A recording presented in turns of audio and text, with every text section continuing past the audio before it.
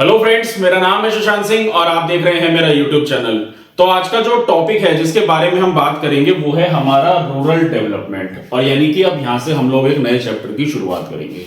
Last video तक हम लोगों ने सारे चैप्टर्स कवर अप करे जिसमें हमने अब तक जाना ह्यूमन कैपिटल के बारे में कि ह्यूमन कैपिटल फॉर्मेशन इंडिया में कैसे होता है, कैसे एक ह्यूमन रिसोर्स को तैयार किया जाता है देश की इकोनॉमिक प्रोडक्टिविटी के लिए। हम लोगों ने अच्छे से सारा पढ़ा और उसमें डिटेल में हम लोगों ने एजुकेशन सेक्टर को बहुत डेप्थ में पढ़ा, जैसे कि न्यू एजुकेशन पॉलिसी, ठीक है ना, एजुकेशन में क्या क्या बजट इंप्लीमेंट किए जाते हैं सरकार द्वारा, जीडीपी में क्या कंट्रीब्यूशन है, वो सारी चीजें हम लोगों ने अच्छे से पढ़ी। अब हम इस चैप्टर से रूरल डेवलपमेंट के बारे में पढ़ेंगे। तो क्या होता है rural development, what is the meaning of rural development. तो हम लोग जब पढ़ते हैं ना कभी कभी, एक होता है रूरल और एक होता है अर्बन।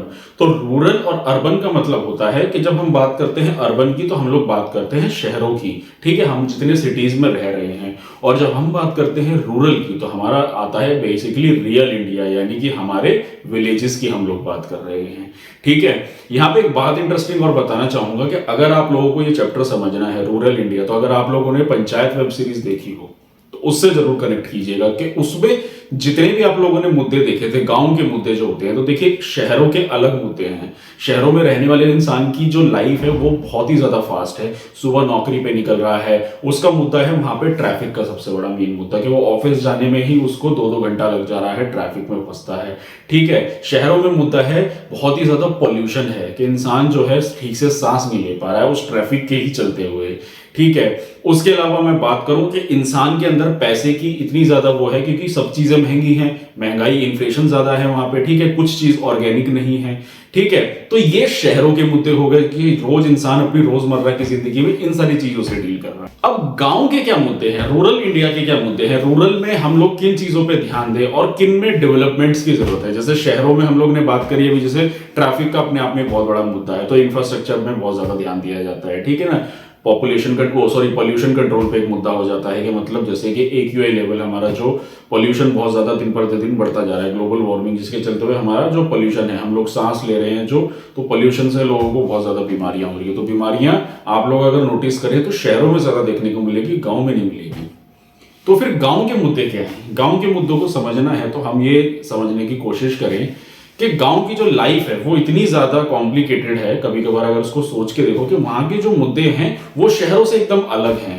अब गांव में जो है बीमारियों का उतना इशू नहीं है क्योंकि गांव में क्या है कि भाई देखो पॉल्यूशन जैसी प्रॉब्लम नहीं है, ठीक है ना। अगर हम लोग बात करें खाने की तो वहां पे ऑर्गेनिक फूड आपको ज्यादा मिलेगा क्योंकि ज्यादा से ज्यादा पॉपुलेशन जो है एग्रीकल्चर में इंडल्ज है, ठीक।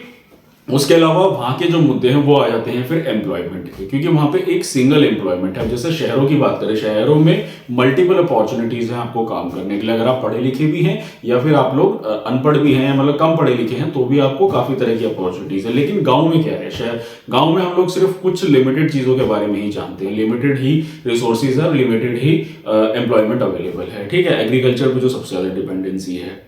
तो इस चैप्टर में हम लोग यही जानेंगे कि हम लोग रूरल डेवलपमेंट को किस तरीके से लेकर जाएंगे। तो हम लोग बेसिकली, हमारी बुक का नाम क्या है, इंडियन इकोनॉमिक डेवलपमेंट। तो हम लोग यहाँ पे डेवलपमेंट की बात कर रहे हैं कि इकोनॉमी को कैसे डेवलप किया जाए, तो इसलिए अब हम यहाँ पे रूरल डेवलपमेंट की बात करेंगे कि शहरों का डेवलपमेंट कैसे होगा। हम लोगों ने जैसे लास्ट वीडियो में पढ़ा था, हमने कैपिटल फॉर्मेशन हो रहा था, तो कैसे एक इंसान को तैयार करा जा रहा है देश की इकोनॉमिक ग्रोथ के लिए, डेवलपमेंट के लिए। अब यहाँ पे हम लोग देश की ही इकोनॉमी के लिए बात करेंगे, लेकिन कहां से बात करेंगे, अब हम ग्रास रूट लेवल से, यानी कि हमारे गांव में जो है पहले क्या हुआ करता था, आज क्या है। पहले क्या था, पहले सब गांव देहाती तो थे, शहरीकरण तो बहुत बाद में हुआ है, ये जो इंडस्ट्रियलाइजेशन सेटअप हुआ है फिर शहर बन गए, पहले तो सब जगह विलेजेस ही हुआ करते थे, ठीक है ना। अगर हम हिस्ट्री वगैरह पढ़ें तो चलो उसी से रिलेटेड हम लोग अब शुरुआत करते हैं इस चैप्टर की। तो इंट्रोडक्शन है और रूरल डेवलपमेंट को हम समझेंगे थोड़ा, उसके कुछ की एस्पेक्ट्स और उसके चैलेंजेस के बारे में भी तो कंबाइंड करके मैंने वीडियो बनाई है। यहाँ पे एक बात और है कि मैंने नोट्स के पॉइंट ऑफ व्यू से चीजों को बनाया है, तो बुक से आप लोग पढ़ेंगे, यहाँ मैं आपको सारी चीजें क्लियर कर दूंगा तो आपको अच्छे से चीजें समझ में आ जाएंगी, ठीक है ना। तो चलो शुरुआत करते हैं। तो इंट्रोडक्शन से शुरुआत करेंगे। तो पहला हम लोग ओवरव्यू की बात करेंगे। तो ओवरव्यू में आता है हमारा एग्रीकल्चर डिपेंडेंस। तो इंट्रोडक्शन में एग्रीकल्चर डिपेंडेंस यानी कि क्या, कि अगर हम गांव देहात की बात करें तो एग्रीकल्चर का जो डिपेंडेंस है, यानी कि हम लोग देखो, अगर हम लोग इंडिया के कंटेक्स्ट में बात करें तो एग्रीकल्चर पे तो डिपेंडेंट हैं ही हम लोग, ये बात तो आप लोग समझते हैं कि अगर खेती बाड़ी की बात करो, कृषि की बात करो, तो वो हमारा कहाँ है, वो हमारा सारा गाँव में ही देखने को मिलेगा। शहरों में तो खेती बाड़ी नहीं देखने को मिलेगी। तो हम लोग डिपेंडेंट किस पे है, एग्रीकल्चर पे डिपेंडेंट है। तो इसीलिए कहीं ना कहीं सरकार की और सोसाइटी की जिम्मेदारी है कि एग्रीकल्चर पे डेवलपमेंट, इन्वेस्टमेंट करना टाइम टू टाइम, कहाँ पे, रूरल एरिया में, तो तभी एक रूरल का डेवलपमेंट होगा। और साथ ही साथ फिर दूसरा पॉइंट आता है हमारा गांधी पर्सपेक्टिव, यानी कि जो महात्मा गांधी थे उनका क्या कहना था। उनका कहना था कि किसी भी देश का निर्माण, उसका ग्रोथ, उसका डेवलपमेंट सिर्फ शहरों में इन्वेस्टमेंट करने से नहीं होगा, सिर्फ मैन्युफैक्चरिंग सेक्टर और सर्विस सेक्टर में लगाने से नहीं होगा। इस देश का बेहतर निर्माण तभी हो सकता है जब वहां के रूरल एरिया यानी कि विलेजेस में इन्वेस्ट किया जाएगा, उसको डेवलपमेंट की तरफ बढ़ाया जाएगा, तब एक बेहतर देश का निर्माण हो सकता है। अगर आप बाहर की कंट्रीज में जाएं कभी, या फिर कभी देखा हो, अगर आपने यूट्यूब या किसी पे टीवी वगैरह पे देखा हो, तो इंडिया के बाहर के अगर आप विलेजेस को देखेंगे तो वो कितने ज्यादा डेवलप्ड हैं, उसमें शहरों में गाँव में फर्क ही नहीं नजर आता है। ठीक है ना। तो क्यों? क्योंकि उसका सबसे बड़ा कारण है क्योंकि वहां की जो सरकारें हैं वो कंसिस्टेंटली एग्रीकल्चर जैसी, गांव जैसी जगहों पे काम कर रही है कंसिस्टेंटली। ठीक है, ऐसा नहीं है कि हमारे देश में नहीं हो रहा है, हमारे देश में भी कंसिस्टेंटली सरकार के द्वारा काफी सारी योजनाएं लाई जा रही हैं डिसेंट्रलाइजेशन के द्वारा। जैसे हमारे देश में 3 टायर स्ट्रक्चर गवर्नमेंट काम करती है ना, सेंट्रल गवर्नमेंट, स्टेट गवर्नमेंट और लोकल गवर्नमेंट, जिसको हम पंचायती सिस्टम बोलते हैं। ठीक है, तो पंचायत सिस्टम में काफी सारे बिल होते हैं जो पास किए जाते हैं, योजनाएं होती हैं जो बनाई जाती है, पॉलिसीज होती है जो इंप्लीमेंट की जाती है गाँव देहात के लिए। ठीक है, तो गांव में जिन जिन चीजों की कमी है उनके लिए डेवलपमेंट के लिए काम किया जाता है। तो इसीलिए रूरल डेवलपमेंट जरूरी है कि किसी भी देश की इकोनॉमी को बेहतर बनाना है तो उसका रूरल सेक्टर जो है उसको भी ग्रोथ में लाना बहुत जरूरी है। अब आगे बढ़ते हैं, उसको थोड़ा समझते हैं। तो पहला हमारा पॉइंट आता है relevance of rural development today.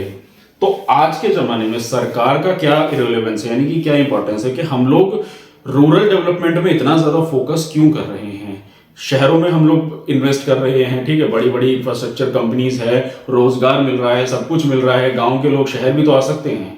तो फिर रूरल डेवलपमेंट में इतना फोकस क्यों किया जा रहा है इवन आज के जमाने में। तो थोड़ा उसको अगर हम लोग समझे तो देखो, पहले आता है हमारा population dependency, 2/3 of population dependency. तो बेसिकली क्या है कि जो हमारे देश की 2/3 पॉपुलेशन है उसकी डिपेंडेंसी किस पे है, एग्रीकल्चर पे है पूरी की पूरी। ठीक है, तो जो हमारे पूरे देश की 2/3 पॉपुलेशन है वो एग्रीकल्चर पे डिपेंडेंट है। ठीक है, अब एग्रीकल्चर कहाँ है, सारा सारा गाँव में है।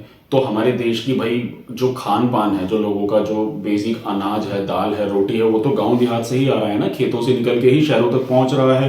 तो अगर हम लोग उस पर ध्यान ही नहीं देंगे तो कैसे काम चलेगा, तो कैसे हमारे देश की इकोनॉमी वर्कआउट कर पाएगी। हमारी देश की इकोनॉमी, इंसान की जो बेसिक रिक्वायरमेंट वो क्या है, वो है रोटी। रोटी किससे बनती है, आटे से। आटा किससे बनता है, गेहूं से। गेहूं कहाँ उगता है, खेत में। खेत कहाँ मिलेंगे, विलेजेस में, गांव में। तो उसका रूरल डेवलपमेंट सरकार की तरफ से बहुत जरूरी है कि उसमें इंटरफेरेंस होना या उसमें किसी भी तरीके का कंट्रीब्यूशन, तभी इसको डेवलपमेंट की तरफ लेंगे, तभी देश के हर एक नागरिक को बेहतर अनाज, रोटी, राशन मिल सकेगा। ठीक है ना। तो इसलिए क्योंकि पॉपुलर डिपेंडेंसी हो गई पहला पॉइंट। उसके बाद आता है हमारा अगला, हमारा प्रोडक्टिविटी इशू। अब हो क्या रहा है कि चलो हमने ये तो जान लिया कि भाई हमारा जो डिपेंडेंसी है एग्रीकल्चर पे है, ठीक है, लेकिन कहीं ना कहीं गांव में आज भी डेवलपमेंट की जरूरत क्यों है, ये सबसे बड़ा सवाल है। क्योंकि वहां पे क्या है ना कि सबसे ज्यादा प्रोडक्टिविटी इश्यूज है। क्योंकि हमारे देश में सबसे बड़ी समस्या जो है क्लाइमेटिक कंडीशन। हमारे देश में क्या है, परेशानी जो है सबसे ज्यादा, भाई देखो ग्रीन रिवॉल्यूशन आया था, मैंने लास्ट चैप्टर्स में अपने याद होगा, पढ़ा होगा सारी चीजें, HYV सीड्स आई थी, ठीक है, जिसमें हाई इरिगेशन यानी कि पानी की खपत ज्यादा होती है।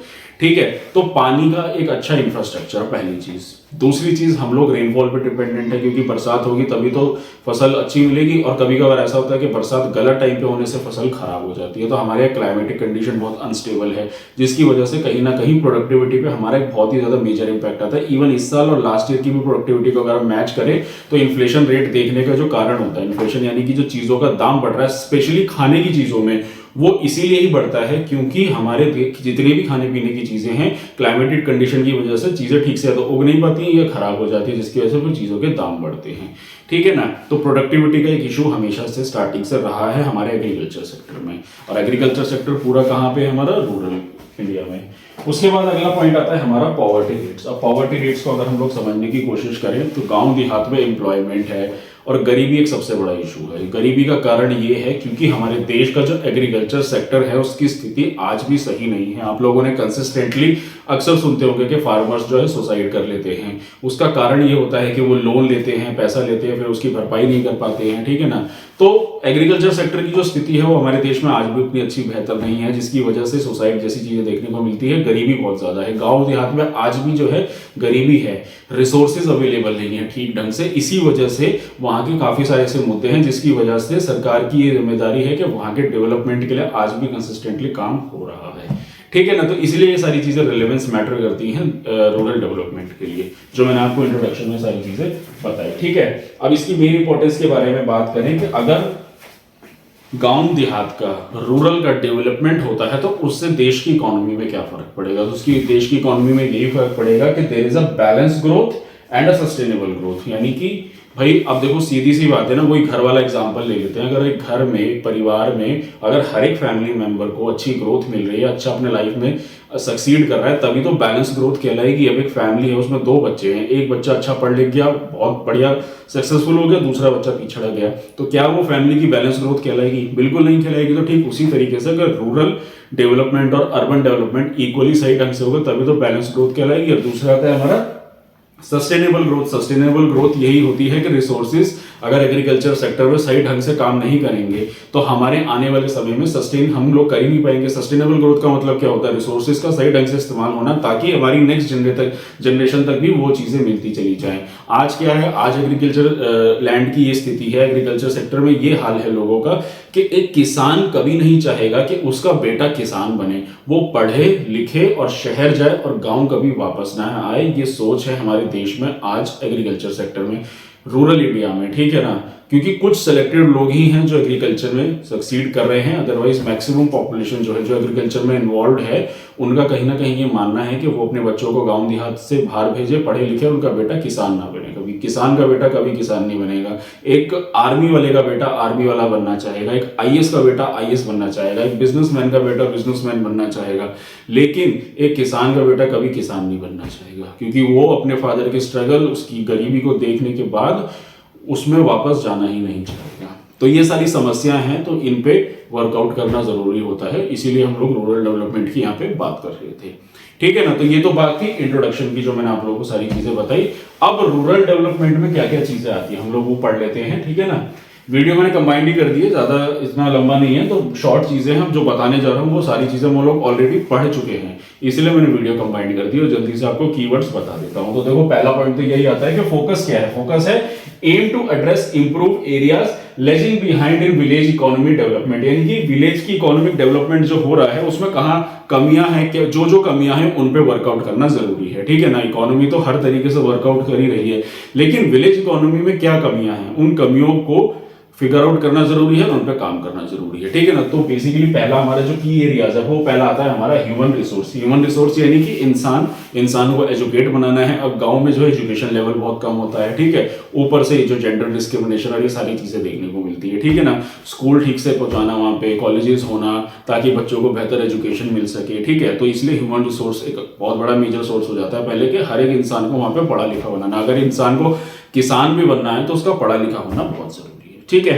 फिर अगला पॉइंट आता है इसमें लैंड रिफॉर्म। लैंड रिफॉर्म मुझे नहीं लगता आप लोगों को बताने की जरूरत है, मैंने अच्छी खासी इसके ऊपर वीडियो बनाई है, आप लोग देख सकते हैं कि लैंड रिफॉर्म लाना बहुत जरूरी है कि चीजें यानी कि लैंड सबको इक्वली मिलना ताकि हर इंसान खेती बाड़ी कर सके सही ढंग से, ठीक है। फिर आता है हमारा प्रोडक्टिव रिसोर्सेज। प्रोडक्टिव रिसोर्सेज यानी कि जो गांव के रिसोर्सेज अवेलेबल है, जो पैदावार है उसका सही ढंग से इस्तेमाल होना ताकि वो इकोनॉमी में कंट्रीब्यूट सही ढंग से कर सके, ठीक है। फिर आता है हमारा इंफ्रास्ट्रक्चर और फिर आता है हमारा पॉवर्टी। तो इंफ्रास्ट्रक्चर यानी कि इरिगेशन हो गया, पानी की फैसिलिटीज हो गई, बेटर फर्टिलिटी रेट हो गया, मतलब जितनी भी चीजें हो गई, जितनी भी प्रोडक्टिविटी रेट हो गया, यानी कि जो भी हम लोग चीज प्रोवाइड करा रहे हैं गांव में, इंफ्रास्ट्रक्चर जो एक एग्रीकल्चर में यूज होता है, उन सारी चीजों का सही ढंग से सरकार की तरफ से रूरल डेवलपमेंट में कंट्रीब्यूट होना। और बाकी आता है फिर हमारा पॉवर्टी। पॉवर्टी तो एक मेन इशू है जिस पे वर्कआउट करना जरूरी है गांव में भी, ठीक है ना। शहरों में भी पॉवर्टी देखने को मिलती है और गांव का भी सेम हाल है।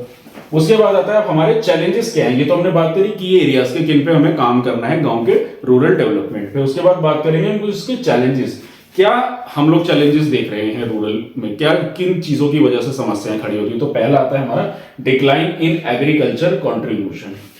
तो कंसिस्टेंटली, जैसे मैंने अभी आप लोगों को सारी चीजें बताई कि एग्रीकल्चर की क्या हालत है, तो जिसके चलते हुए एग्रीकल्चर का जो कंट्रीब्यूशन है वो कंसिस्टेंटली गिरता हुआ दिख रहा है। इवन 1991 के रिफॉर्म के बाद, जब मैंने आप लोगों को पढ़ाया था ना 1991 का रिफॉर्म, तो उसमें क्या देखा था हम लोगों ने कि किस तरीके से हमारे देश की इकोनॉमी में जो है कंट्रीब्यूशन एग्रीकल्चर का वो गिरता चला जा रहा है और मैन्युफैक्चरिंग और सर्विस सेक्टर में कंसिस्टेंटली बढ़ता चला जा रहा है। उसका कारण ये है कि जब बेहतर अपॉर्चुनिटीज मिलती जाएंगी, बेहतर जॉब्स मिलती चली जाएंगी, तो लोगों का गिरावट होना लाजमी है एग्रीकल्चर सेक्टर में। दूसरा पॉइंट मैंने भी बताया था कि किसान का बेटा जो है दोबारा से किसान नहीं बनना चाहता है, लोग गांव छोड़ के शहरों की तरफ भाग रहे हैं। तो इसलिए रूरल डेवलपमेंट जरूरी है ताकि लोग अपनी जगहों पर रह सके और वहां पे बेहतर काम कर सके, ठीक है ना।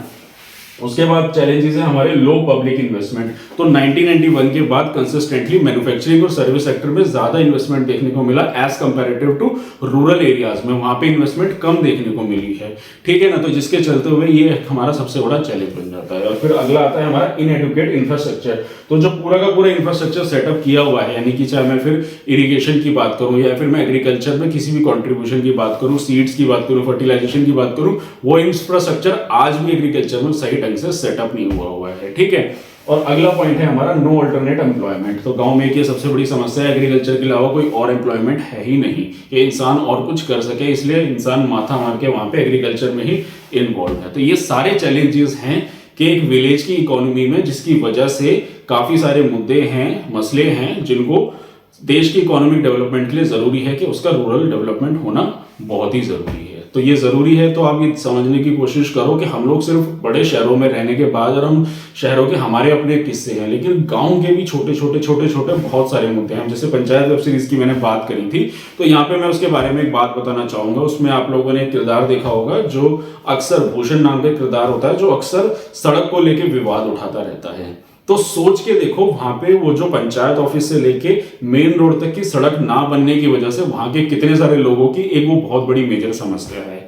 सड़क होने से क्या होता है, इकोनॉमिक डेवलपमेंट होता है, फास्ट इकोनॉमी रन करती है। अगर किसी इंसान को सड़क से जल्दी पहुंचना है, गांव शहर पहुंचना है, बस पकड़नी है, तो उसके लिए फास्ट इकोनॉमिक रन होगा अगर सड़क बेहतर होगी। तो वो उस वेब सीरीज में दिखाया कि एक सड़क वहां के गांव के लोगों के लिए कितना बड़ा मुद्दा है। हमारे शहरों में सड़क को लेकर इतना बड़ा मुद्दा नहीं, हमारे और भी बहुत सारे बड़े मुद्दे, लेकिन वो उस गांव के लिए सड़क अपने आप में एक बहुत बड़ा मेजर मुद्दा बन जाता है, जिसकी वजह से कितनी ज्यादा राजनीति, पॉलिटिक्स और ये सारी चीजें वहां पे देखने को मिलती हैं, ठीक है ना। तो ये था टॉपिक जिसमें मैंने आप लोगों को इसके बारे में बताया आज रूरल डेवलपमेंट में, और इंट्रोडक्शन के साथ साथ रूरल डेवलपमेंट कैसे काम करता है वो सारी चीजें मैंने इसमें आप लोगों को बताई। अब हम लोग अगली वीडियो से इस चैप्टर को डिटेल में समझेंगे कि रूरल डेवलपमेंट के लिए सरकार क्या क्या कर रही है, क्या क्या लोन स्कीम्स हैं, कैसे कैसे चीजें वर्कआउट कर रही हैं, क्या क्या योजनाएं लाई जा रही हैं, उन सारी चीजों को अच्छे से हम लोग अगली वीडियो से शुरू करेंगे। तो यही था मेरा आज का टॉपिक। तो अगर आप लोगों को मेरा काम पसंद आ रहा है, अगर आप लोगों को मेरी वीडियो अच्छी लग रही है, तो मेरे चैनल को सब्सक्राइब कीजिए, मेरी वीडियो को लाइक कीजिए, कमेंट कीजिए और मैक्सिमम लोगों तक इस वीडियो को शेयर कीजिए। तो आज के लिए इतना ही, मिलते हैं नेक्स्ट वीडियो में। Thank you very much.